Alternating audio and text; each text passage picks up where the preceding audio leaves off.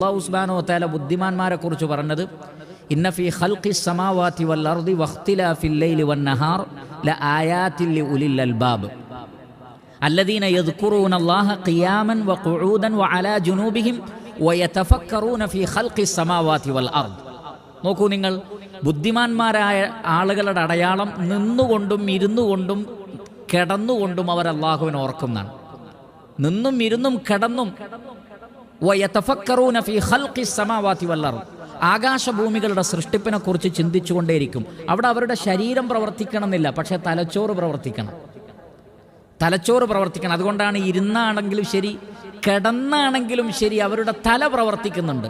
വയതഫക്കറൂന ഫീ ഖൽഖിസ് സമാവാതി വൽ അർദ് റബ്ബനാ മാ ഖലഖത ഹാദാ ബാതില, പടച്ചോനെ ഇതൊന്നും നീ വെറുതെ സൃഷ്ടിച്ചതല്ല എന്ന് അപ്പോൾ അവർക്ക് ബോധ്യപ്പെടുന്നതാണ്.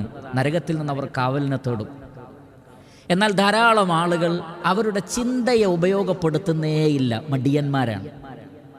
അത്തരം സന്ദർഭങ്ങളിലും അവർക്ക് ലഅബ് തന്നെ, കളിയും വിനോദവും തമാശയും മാത്രം.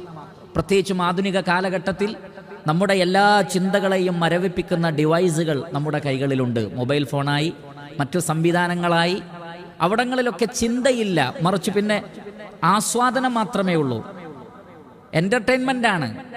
അതിനപ്പുറത്തേക്കുള്ള ചിന്തകൾക്ക് പ്രേരിപ്പിക്കുന്ന ഒന്നിലേക്കും മനുഷ്യൻ പോകുന്നില്ല. അങ്ങനെ ബുദ്ധിപരമായി മടിയന്മാരായിരിക്കുന്നു, അലസന്മാരായിരിക്കുന്നു.